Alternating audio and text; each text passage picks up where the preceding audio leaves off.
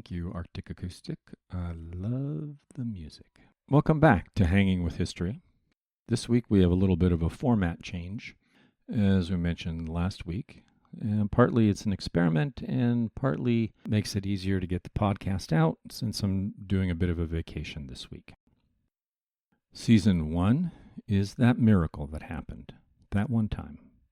And this is episode 14, Dutch Independence, the 80 Years' War, when irresistible force meets immovable object. Imagine you are a resident of the richest country in Europe. By definition, things are going rather well, at least from a certain point of view. You can assert your government is incompetent, and doubtless that's true. Many social monkey, hobbits, aristocrats always are. But worse than any other? Well, that would be a weak argument. So why rebel? Why rebel against a really powerful ruler who dislikes rebellions and can't have people seceding whenever they want? Like Olav Tryggvason can't have slaves cutting off the heads of kings, even when those kings are enemies. Well, there were good reasons to rebel. One was the nature of the ruler, the Hapsburgs. I know some of you love the Hapsburgs and have some good stories to tell about why the Hapsburgs were great, particularly for the Balkans, protecting minority rights and keeping peace, fighting off and ultimately saving Europe from the Ottomans.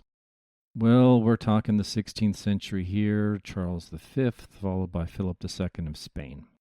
This is a super powerful realm.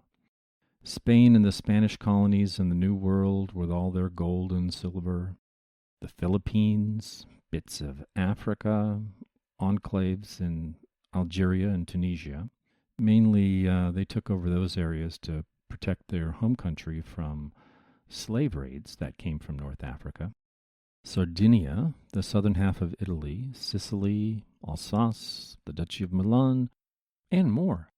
Austria and its many territories were close dynastic allies, and Philip II actually married Mary Tudor. Bloody Mary, Queen of England. Say it 3 times in the mirror. Or don't. That will be the subject of another episode. So, what's the problem? Why revolt? The problem is war. War in France, war in Italy, war in North Africa, war with the Ottoman Empire. Where was there not a war? And Philip was paying.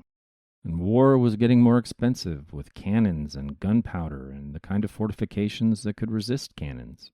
And the Spanish were good at war. They were the best at the dawn of the 16th century. The Spanish tercio, I hear you are supposed to pronounce it tercio, with a lisp.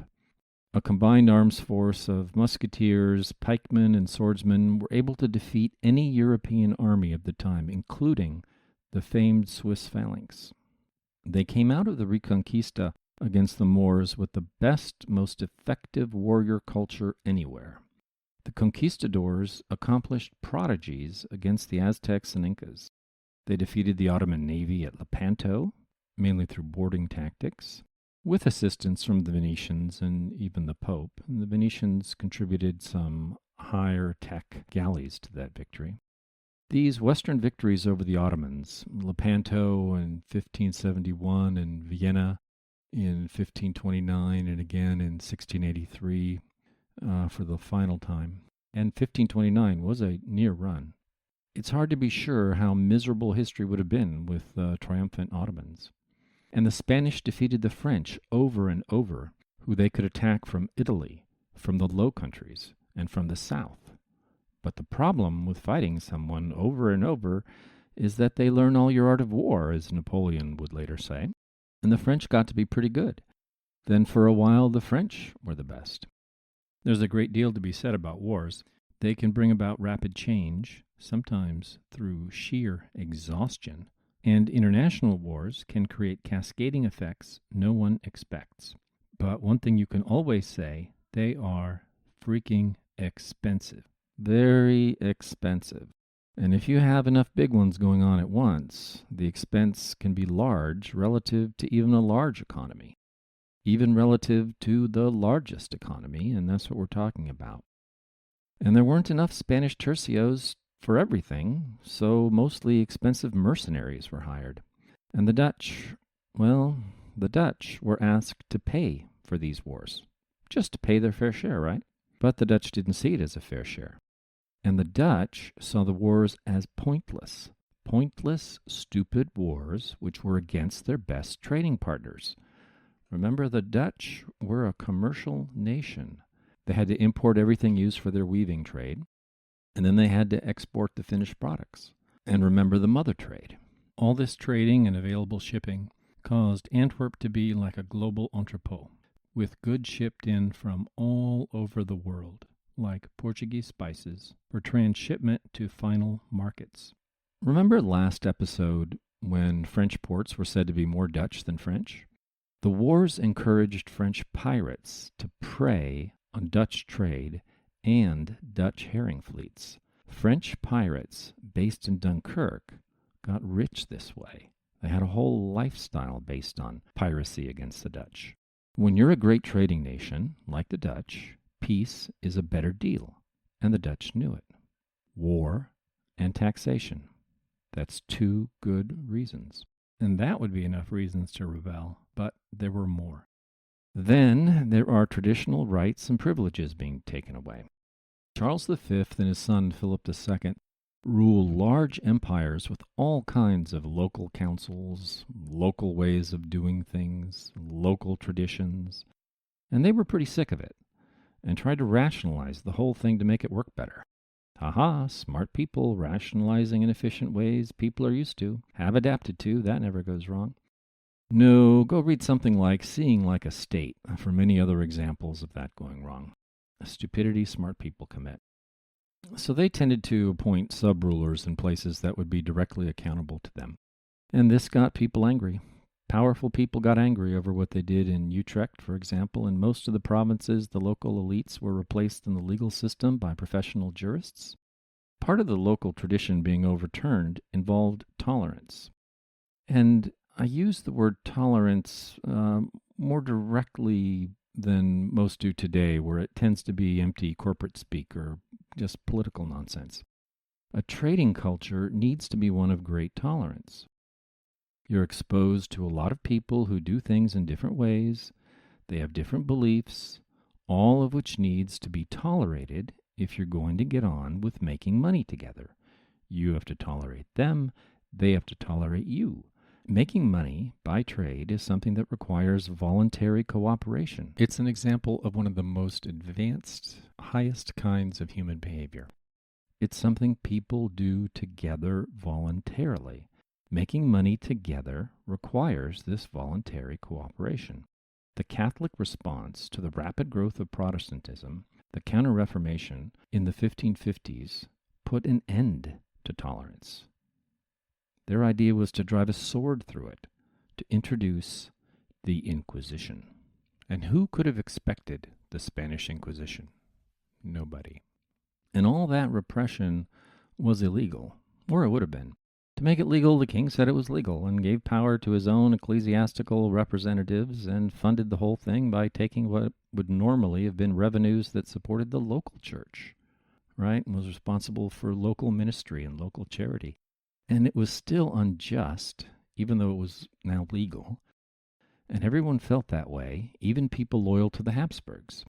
So even though the Low Countries were majority Catholic in the 1550s, they didn't like the Inquisition either. The burnings, the trials, the executions of their neighbors, they didn't like it, and what's more, it was bad for business. And they wouldn't put up with things that were bad for business. Then there's religion, ideology, and patriotism. I mean, Protestantism was spreading everywhere. It took hold all over France. You know about northern Germany, but did you know that half the middle class in Austria were Protestants? The best educated, independent-minded people, mainly in the cities. And damn it, we need these people. A bit like the way Christianity spread in ancient Rome, like the way it spread in Muslim Spain. The answer? Repression. Arrests, burning down churches, killing preachers. Anybody baptized as an adult? Kill 'em.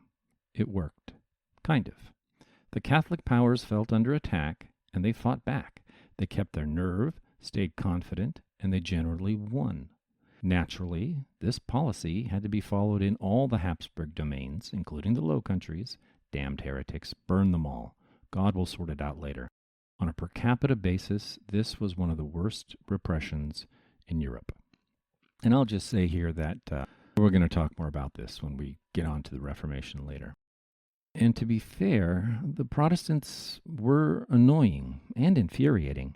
Some of them were iconoclasts, the type that would break religious paintings, carvings, and statues. And their numbers were small, but local authorities were kind of reluctant to act against them, maybe sympathize secretly.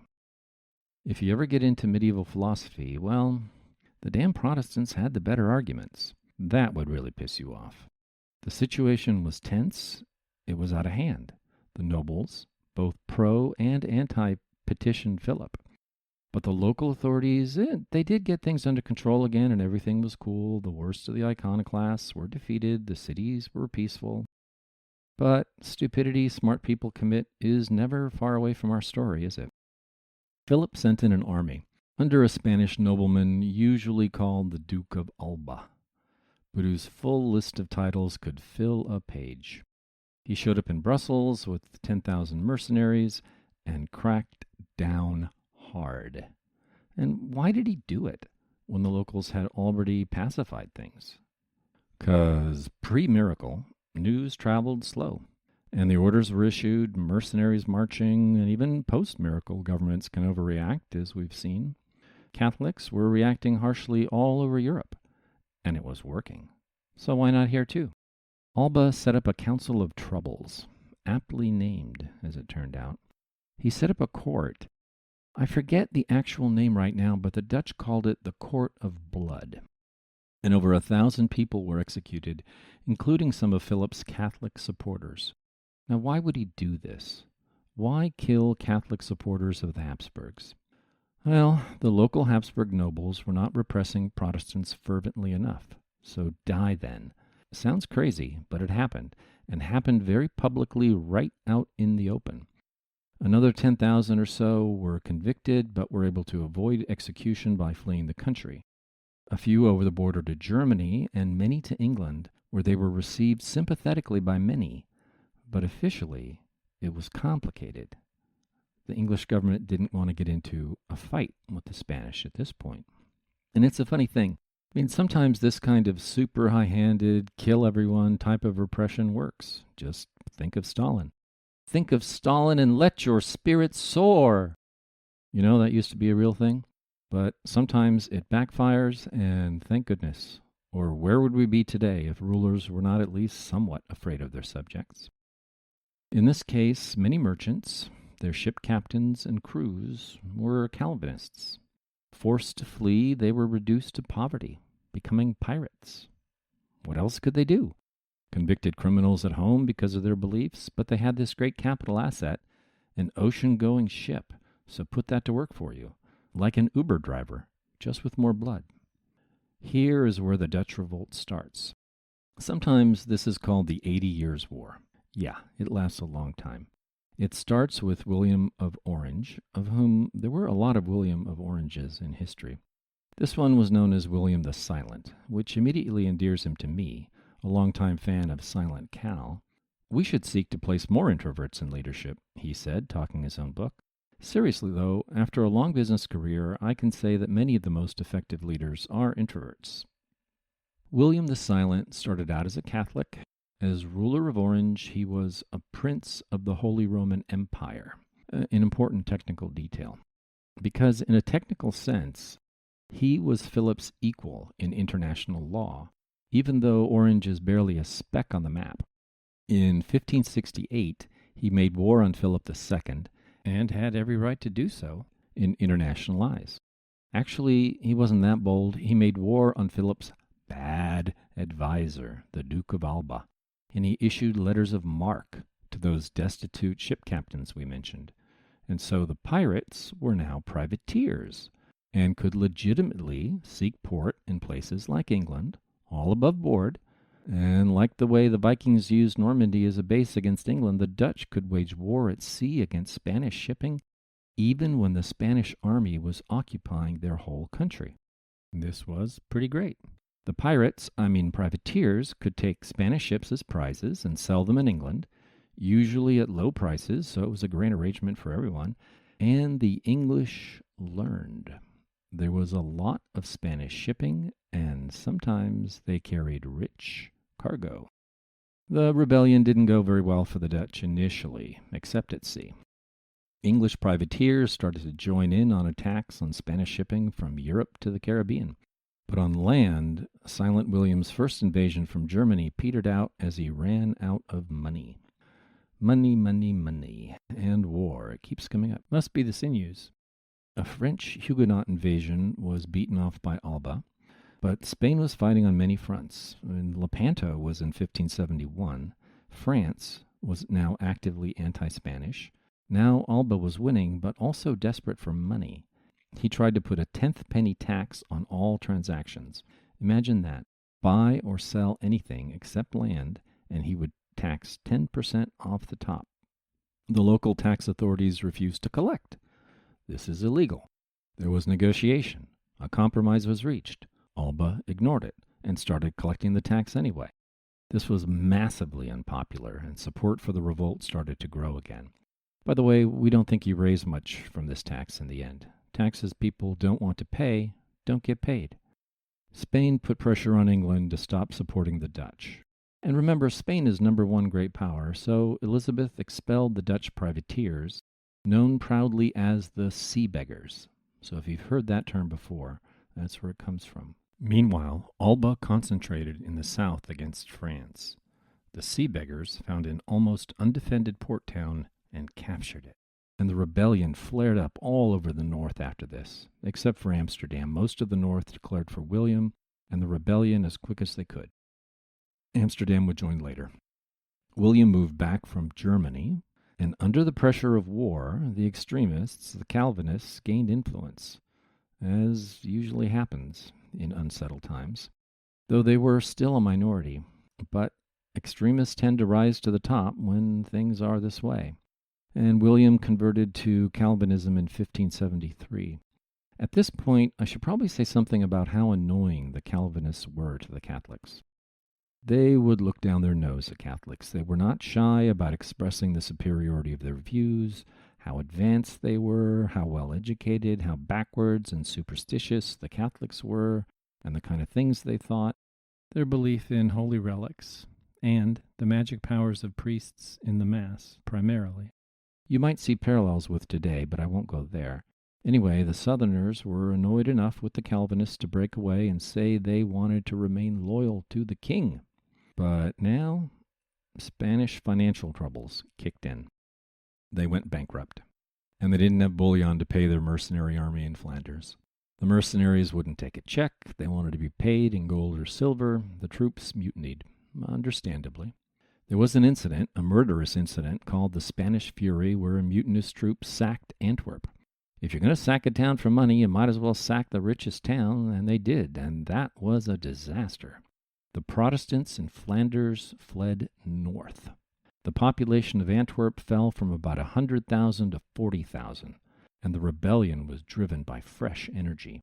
Refugees all over Holland, refugees appeared in England, bringing skills that boosted the English economy, but in the short term, causing sympathy for the Dutch to increase so that Elizabeth was pressured to help.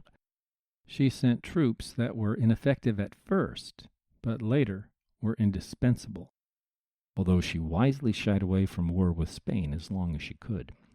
The Dutch formed a republic made up of the northern provinces, which were becoming more Protestant as anti-Spanish feeling began to elide into anti-Catholic feeling.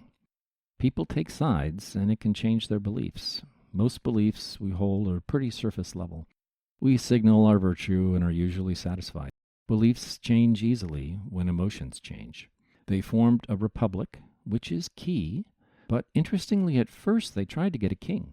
They brought over the brother of the King of France. That would be a good king, but he was a disaster. They tried to get Elizabeth as queen, but she refused, and that was pretty smart. So they set up a republic as a sort of alliance of cities and regions of the northern provinces. And they got lucky, and they took advantage of their opportunities. And they had this core of single-minded, fanatical Calvinists who were not going to give up. I mentioned luck. France was embroiled in their own religious wars. The Huguenots were a distraction for Alba. Later, the three-sided religious civil war between the Huguenot Protestants, mainly Calvinist, 1, the French state, 2, and the pro-Spanish Catholic League, 3, absorbed Philip's spare cash as he heavily bankrolled the Catholic League. The crisis in France was just more consequential and dramatic, attention-grabbing for the Spanish than the Netherlands and the Dutch revolt, or so they all believed at the time. In the end, it was a quagmire for Spain that they could not afford, and they lost. Spain sent Alba some more money and got another army to take command in the Netherlands. He decided to besiege Leiden. This is that same siege that inspired all the great paintings. At first, the Dutch tried to break the siege, but were beaten off. The Calvinists made the hard choice to open the dikes and flood the area, driving off the Spanish that way. The rebels, therefore, won a major victory in 1574, and their prestige soared. And Spain went bankrupt again, and couldn't pay their soldiers again. And the Dutch had a pretty cool trick in their back pockets to play over and over, like Elrond releasing the floodwaters to protect Rivendell. Eventually, Spain would prioritize more money for the Netherlands, but the Dutch were lucky enough to find themselves with one of history's great military geniuses. He was a son of William the Silent, Maurice of Nassau. He applied himself with Calvinist thoroughness to military affairs. As Calvinists will, he stripped the romantic illusions out of the business of fighting and got down to essentials. The soldiers and units drilled with their weapons to great proficiency. Logistics were prioritized. Communication improved. Construction improved. Things we think of as a basic part of warfare today got their start under Maurice. And most of the great generals of the next generation from all over Europe learned their trade under Maurice. Did help come to the Dutch from all over Europe? Yes, it did. He won a series of sieges and established a line of fortresses behind which a new nation, a republic, could function, where an economic powerhouse could grow. And that's the lens we will turn towards the Dutch Republic, the United Provinces as they turn themselves, as they intersect our story of England and greatly influence it. And though the Spanish never gave up exactly, they essentially could not succeed against what was now a professional army of top quality and a navy that was unrivaled in the world. There were some long truces, and eventually the Dutch revolt got rolled into the 30 Years' War, that terrible war in Germany, mostly in Germany, which left Spain exhausted, no longer a great power in 1648, when the Dutch got their formal independence, de jure recognition for a fact already established by the sea beggars and Maurice. 80 years after Silent William raised the flag. The main theater of the Dutch revolt moved to England in 1588, at least as far as the miracle is concerned. Philip II finally lost patience for English support of the Dutch, and he decided to gather and sail the Armada to England. The strategic depth of the Dutch revolt, where Protestantism flourished despite his best efforts and Mary's efforts to burn the Protestants out. Those Protestants, they have got to go, and I have just the army and navy to do it. And we'll leave it here until next episode, when we return to England.